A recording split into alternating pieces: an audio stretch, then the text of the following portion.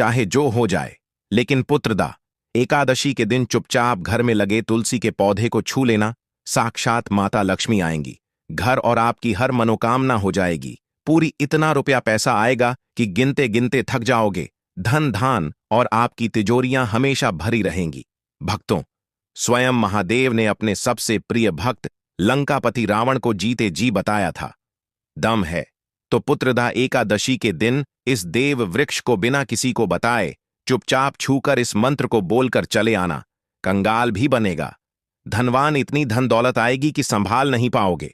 जन्मों जन्मांतर की गरीबी तत्काल हो जाएगी। दूर विश्वास नहीं है तो पुत्रदा एकादशी के दिन करके देख लेना भक्तों। इस साल 2025 में पुत्रदा एकादशी बेहद ही खास और चमत्कारी होने वाली है। आज के इस वीडियो में हम जिन चमत्कारी देव वृक्षों के बारे में बात करने वाले हैं, उन देव वृक्षों में पुत्रदा एकादशी के दिन स्वयं भगवान नारायण जी का वास होता है और यह वृक्ष आपके घर के आसपास ही बड़ी आसानी से मिल जाएंगे। इन देव वृक्षों के बारे में स्वयं महादेव ने अपने प्रिय भक्त रावण को बताया है कि कोई भी व्यक्ति सही समय पर, सही मुहूर्त पर, सही क्रिया अनुसार अगर पुत्रदा एकादशी के दिन इस वृक्ष को छूकर चुपचाप आ जाता है तो उसके घर में स्वयं नारायण यानी कि भगवान विष्णु जी वास हो जाते हैं और उसके जीवन में चल रही गरीबी, दुख, कष्ट सब समाप्त हो जाएंगे। जन्म जन्मांतर की गरीबी तत्काल दूर हो जाएगी। आपका भाग्य 7वें आसमान पर चढ़ जाएगा। जहां भी जाओगे धन दौलत पीछे पीछे आएगी। तो फिर आपसे एक छोटा सा अनुरोध है कि वीडियो को पूरे देखें, तभी लाभ की प्राप्ति हो सकती है, इसलिए इस वीडियो को पूरा देखें। यदि आज आपने इस ज्ञानवर्धक वीडियो को बीच बीच में देखा, काट काट कर देखा, तो जीवन में आपको कभी भी सफलता हासिल नहीं होगी और आप पूरे साल परेशान ही रहोगे। भक्तों, इस वीडियो में हम आपको ऐसे पेड़ बताएंगे जिन्हें छूने मात्र से आपकी गरीबी तत्काल दूर हो जाएगी। भक्तों, मां लक्ष्मी की ऐसी कृपा होने वाली है कि आने वाले समय में आप धनवान बन जाएंगे। अगर आप पुत्रदा एकादशी के दिन कुछ खास पेड़ों को छू लेंगे तो आपकी गरीबी दूर हो जाएगी। ये कोई साधारण बात नहीं है, बल्कि पूज्य गुरुजी ने खुद अपनी कल की राधा रानी की कथा में इस खास उपाय के बारे में बताया है। भक्तों, आगे बढ़ने से पहले अगर आप भी चाहते हैं कि लक्ष्मी माता का आशीर्वाद आप पर बना रहे तो इस वीडियो को एक लाइक करें और आपके अपने चैनल को सब्सक्राइब कर लें और कमेंट बॉक्स में जय लक्ष्मी माता जरूर लिखें और साथ ही आप अपनी राशि को कमेंट बॉक्स में जरूर लिख दें, क्योंकि हम राशि से जुड़ा भाग्य भी बताते हैं और भाग में चल रही परेशानियों को तत्काल दूर करने के लिए आसान से आसान उपाय भी बताते हैं। इसलिए आप अपनी राशि कमेंट बॉक्स में जरूर लिख दें। गुरुजी ने कहा कि अगर आप साल भर पूजा पाठ, टोने टोटके और उपाय करके थक चुके हैं और फिर भी कोई फायदा नहीं हुआ, तो इस बार एक बेहद खास और रामबाण उपाय आपके लिए आ रहा है। पुत्रदा एकादशी का दिन बेहद दुर्लभ संयोग लेकर आ रहा है। इस बार आसमान लाल होगा और यह दुर्लभ संयोग पूरे 144 साल बाद बन रहा है। पुत्रदा एकादशी का दिन बेहद दुर्लभ संयोग लेकर आ रहा है। इतना ही नहीं, 2025 की पुत्रदा एकादशी महाकुंभ में पड़ रही है, जो अपने आप में एक बहुत बड़ी बात है। महाकुंभ में आए साधु संतों ने भी उन विशेष वृक्षों के बारे में बताया है जिनका स्पर्श मात्र आपके जीवन की गरीबी और कष्टों को दूर कर सकता है। अगर आप बताए गए सही समय और शुभ मुहूर्त में इन पेड़ों को छू लेते हैं तो यकीन मानिए कुछ ही दिनों में आपके जीवन में धन की वर्षा होने लगेगी। उन्नति के रास्ते आपके लिए खुल जाएंगे। कोई भी बाधा आपका रास्ता नहीं रोक पाएगी और आपकी हर मनोकामना पूरी होगी।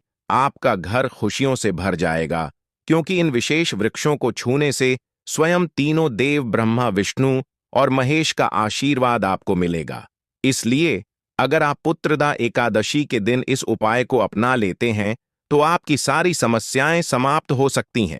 यह अवसर बहुत दुर्लभ है, इसे हाथ से मत जाने दीजिए। हिंदू संस्कृति में कई तरह के पौराणिक मान्यताओं को महत्व दिया गया है कि कई ऐसे पेड़ पौधे होते हैं जो कि देव वृक्ष कहे गए हैं और काफी शुभ भी माने गए हैं। प्रकृति में मौजूद कई ऐसे पेड़ पौधे होते हैं जो कि हमारे जीवन में चल रही परेशानी को दूर कर देते हैं। खास बात यह है कि पेड़ पौधे की ना सिर्फ लोग पूजा करते हैं, बल्कि औषधि के रूप में भी प्रयोग करते हैं। यह कई प्रकार की बड़ी से बड़ी बीमारी को ठीक करते हैं और वेद पुराणों में भी कई प्रकार के पेड़ पौधों का उल्लेख है। भक्तों, यदि आप भी पुत्रदा एकादशी के दिन इन वृक्षों को छू लेते हो तो आपको भगवान विष्णु का ऐसा आशीर्वाद मिलेगा जिससे कि आपके जीवन की समस्त परेशानियां दूर हो जाएंगी। दोस्तों, देखिए, बात ऐसी है कि हमारा काम तो है सलाह देने का। हम तो केवल सलाह ही दे सकते हैं। अब आप इसको मानो या ना मानो, आपकी मर्जी। लेकिन भक्तों, एक बात जरूर कहेंगे कि अगर मान लोगे तो आपका बेड़ा पार हो जाएगा। भक्तों, ज्योतिष मान्यताओं के अनुसार गुरुजी ने कहा है कि इस पुत्रदा एकादशी के पर्व पर स्वयं भगवान नारायण इस चमत्कारी पौधे पर विराजमान रहेंगे, जिसकी बात आगे हम इस वीडियो में करने वाले हैं। और अगर आप इन पेड़ों को हमारे बताए अनुसार बिना अपना ज्यादा दिमाग लगाए, बिना अपनी बुद्धि चलाए इनको छू कर आ जाते हैं तो इसी से आपका बेड़ा पार हो जाएगा और उसी वक्त तीनों देव ब्रह्मा विष्णु महेश का आशीर्वाद आपको तुरंत मिल जाएगा। फिर आपको धनवान बनने से स्वयं विधाता भी नहीं रोक पाएंगे। तो भक्तों, उन चमत्कारी वृक्षों के बारे में बताने से पहले हम आपको पुत्रदा एकादशी की पूरी जानकारी दे देते हैं ताकि आप सही शुभ मुहूर्त के अनुसार इन देव वृक्षों का स्पर्श कर सकें और उनका पूरा लाभ उठा सकें। इस साल पुत्रदा एकादशी का पर्व 30 दिसंबर 2025 मंगलवार को मनाया जाएगा।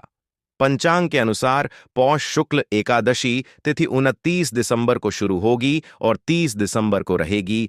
पूर्णिमा के दिन स्नान दान और भगवान सत्यनारायण की पूजा का विशेष महत्व माना जाता है। जो लोग इस दिन व्रत रखते हैं वे रात चंद्रमा को अर्घ्य देंगे और फिर अगले दिन पवित्र स्नान और दान पुण्य करेंगे। तो अब जब आपको पुत्रदा एकादशी के सही समय और शुभ मुहूर्त की जानकारी मिल गई है तो आगे हम आपको उन विशेष देव वृक्षों के बारे में बताएंगे जिन्हें पुत्रदा एकादशी के दिन छूने से आपके जीवन की सारी समस्याएं खत्म हो सकती हैं और मां लक्ष्मी की कृपा से आपको अपार धन समृद्धि प्राप्त हो सकती है। भक्तों, यदि आपको पुत्रदा एकादशी के दिन पेड़ पौधों को छूना है तो किसी भी टाइम आप छू कर आ सकते हो, उसमें कोई भी दिक्कत वाली बात नहीं है। चलिए, अब हम आपका ज्यादा समय बर्बाद ना करते हुए बताते हैं कि कौन कौन से पेड़ पौधे को छूना चाहिए। दोस्तों, हमारे हिंदू धर्म में देवी माता रानी के अनेक स्वरूप कहे गए हैं, जिसमें वृक्षों को भीमा देवी के स्वरूप कहा जाता है। तो आज मैं आप लोगों को ऐसे वृक्ष के बारे में बताऊंगा जिनको पुत्रदा एकादशी के दिन छूना बेहद शुभकारी बताया गया है। पुत्रदा एकादशी के दिन में इनको छूने मात्र से शत्रु दोष, कर्ज दोष, गरीबी दोष सब समाप्त होते हैं। पुत्रदा एकादशी का दिन भगवान नारायण को प्रसन्न करने के लिए सबसे उपयुक्त दिन माना जाता है और पुत्रदा एकादशी के पावन पर्व में कुछ ऐसे वृक्ष हैं जो कि देव वृक्ष कहे गए हैं, देवी वृक्ष कहे गए हैं। यह देवी के स्वरूप होते हैं, माता का के स्वरूप होते हैं और हमारे धर्म में पेड़ पौधे को देवी देवता मान करके हम इनकी पूजा करते हैं और हमें पूजा भी जरूर करनी चाहिए। विज्ञान भी कहता है पेड़ पौधे मनुष्यों को फ्री में प्राण वायु प्रदान करते हैं और पेड़ पौध हमें ऑक्सीजन देते हैं और हमारे जो कार्बन डाइऑक्साइड होता है उसे ग्रहण करके सभी प्रकार की जितनी भी नकारात्मक चीजें होती हैं उसे अपने अंदर में स्वयं सोख लेता है और हमें ताजगी प्रदान करता है। और पुत्रदा एकादशी के समय में कुछ ऐसे पेड़ पौधे हमारे धर्मशास्त्र में कहे गए हैं जिनको छूने मात्र से व्यक्ति के बंद किस्मत के ताले खुल जाते हैं, व्यक्ति का सौभाग्य चमक जाता है। हमारे शास्त्रों में पेड़ पौधों को बहुत ही गुणकारी कहा जाता है क्योंकि इनमें साक्षात देवताओं का वास होता है। अनेक बीमारियों का उपचार पेड़ पौधों में ही छुपा है। पेड़ पौधों में कई जड़ी बूटियां पाई जाती हैं और भगवान श्री कृष्ण ने गीता में स्वयं कहा है कि वृक्षों में मैं पीपल का वृक्ष हूं। पीपल के वृक्ष को वृक्षों का राजा कहा जाता है क्योंकि पीपल वृक्ष की जो आयु होती है सबसे ज्यादा होती है, सबसे अत्यधिक होती है। पीपल वृक्ष सर्वशक्तिमान होता है, पूजा पाठ में अत्यधिक इसका महत्व होता है। हमारे धर्म में अनेक ऐसे वृक्ष हैं जिन्हें कल्याणकारी और मंगलकारी माना गया है। यह वृक्ष केवल पर्यावरण के लिए नहीं बल्कि हमारे जीवन के लिए भी बेहद महत्वपूर्ण होते हैं। खासकर अगर आप इन वृक्षों को छूते हैं तो आपकी सारी परेशानियां, कष्ट, दुख और तकलीफें खत्म हो जाती हैं। पुत्रदा एकादशी के दिन, जो कि 30 दिसंबर को है, इन वृक्षों का असर कई गुना बढ़ जाता है। इस दिन शक्ति धरती लोक में आ जाती है और इस दिन हर वस्तु में प्राण और चेतना का संचार होता है। जब यह शक्ति पूरे ब्रह्मांड में फैली होती है तो जितने भी पेड़ पौधे, जीव जंतु और चल अचल वस्तुएं हैं, सब में शक्ति जागृत हो जाती है। इस विशेष समय में अगर आप देवी स्वरूप कहे गए पेड़ पौधों को जाकर छू लेते हैं तो आपके जीवन के सारे दुख, कष्ट, रोग और परेशानियां समाप्त हो जाती हैं। खासकर काल सर्प दोष, मंगल दोष, शनि दोष और राहु दोष जैसी समस्याएं तत्काल अपना असर छोड़ देती हैं और पूरी तरह समाप्त हो जाती है। भक्तों, आज मैं आपको 4 से 5 देव वृक्षों के बारे में बताने जा रहा हूं जिन्हें हमारे धर्मशास्त्र में बहुत महत्वपूर्ण माना गया है।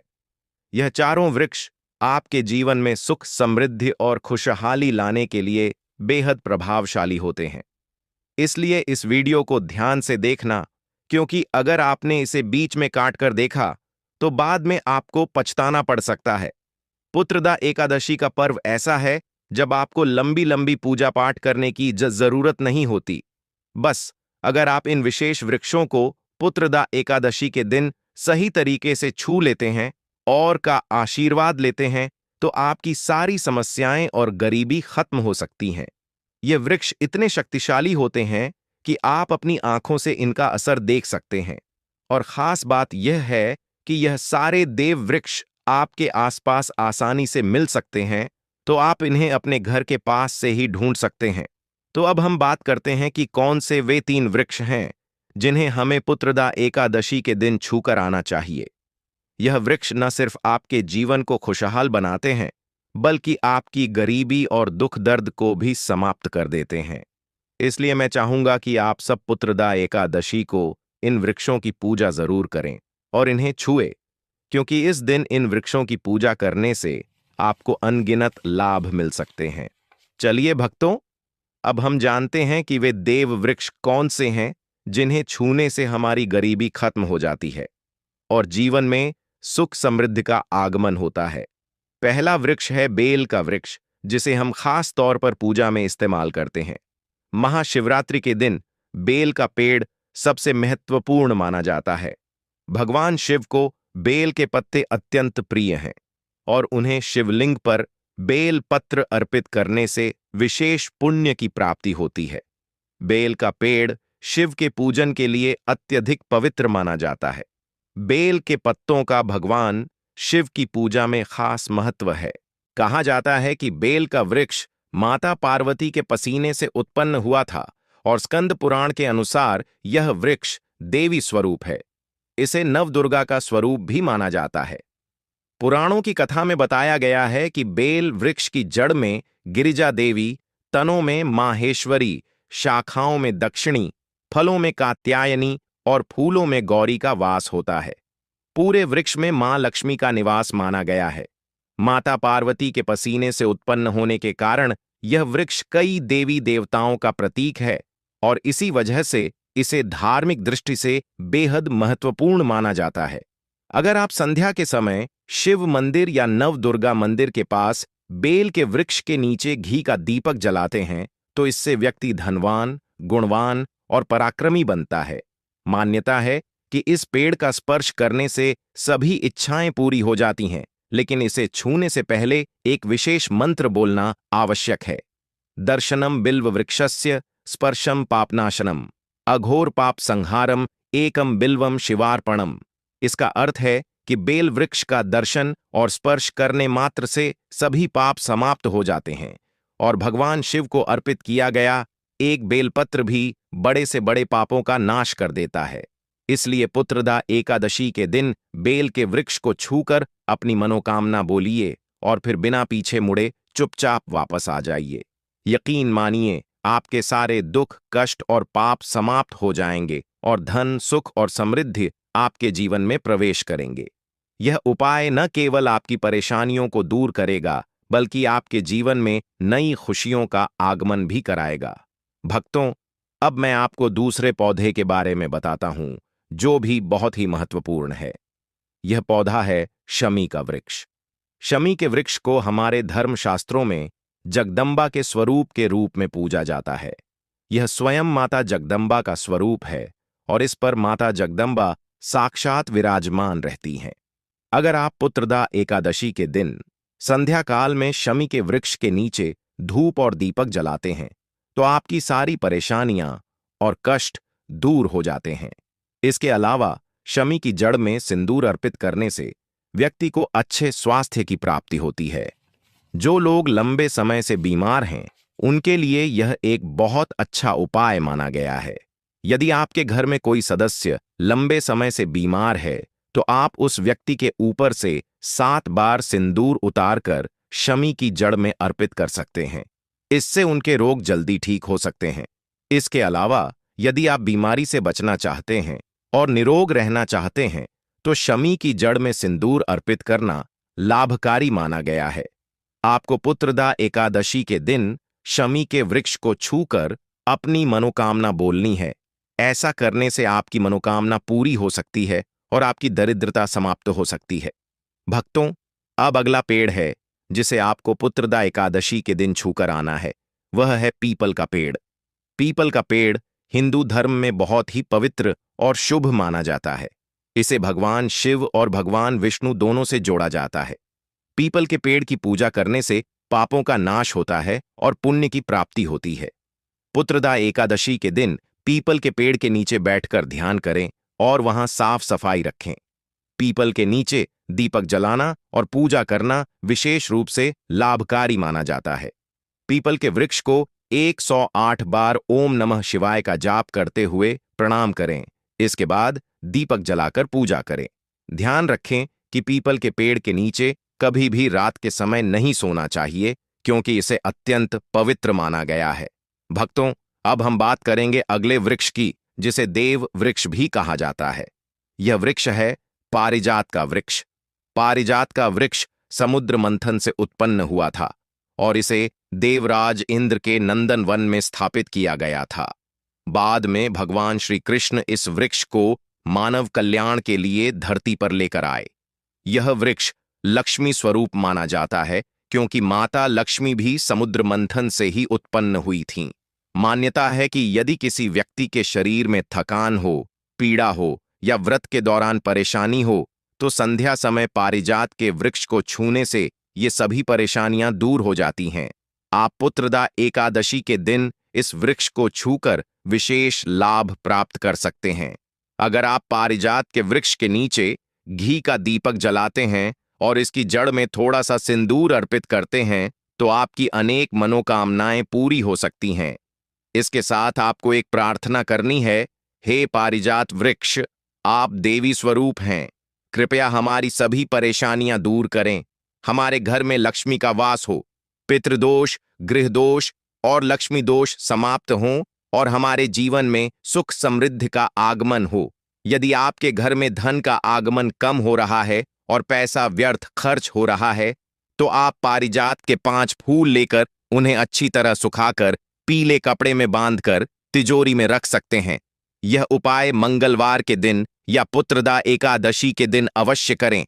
इससे आपके घर में धन की वर्षा होगी और आर्थिक स्थिति बेहतर होगी। तो अगर आप जल्दी धनवान बनना चाहते हैं या आपकी कोई अधूरी कामना है तो इन 3 वृक्षों के बारे में बताए गए उपाय जरूर करें। खासकर यदि आप तीनों वृक्षों को छूते हैं तो आपकी मनोकामनाएं पूरी होने से कोई भी शक्ति आपके रास्ते में नहीं आ पाएगी। पुत्रदा एकादशी के दिन इन उपायों को जरूर करें। यह उपाय आपके जीवन को संवार सकते हैं, आपके कष्ट दूर कर सकते हैं और आपकी किस्मत को चमका सकते हैं। भक्तों, अब हम आपको उस अगले चमत्कारी वृक्ष के बारे में बता रहे हैं जिसे आपको पुत्रदा एकादशी के दिन छूकर आना है। यह विशेष वृक्ष है वटवृक्ष। वटवृक्ष हिंदू धर्म में बहुत ही पवित्र माना जाता है। खास तौर पर महिलाओं के लिए इसका विशेष महत्व है। यह समृद्धि, सुख और आशीर्वाद का प्रतीक है। वटवृक्ष को भगवान शिव और माता पार्वती की संयुक्त पूजा से जोड़ा जाता है।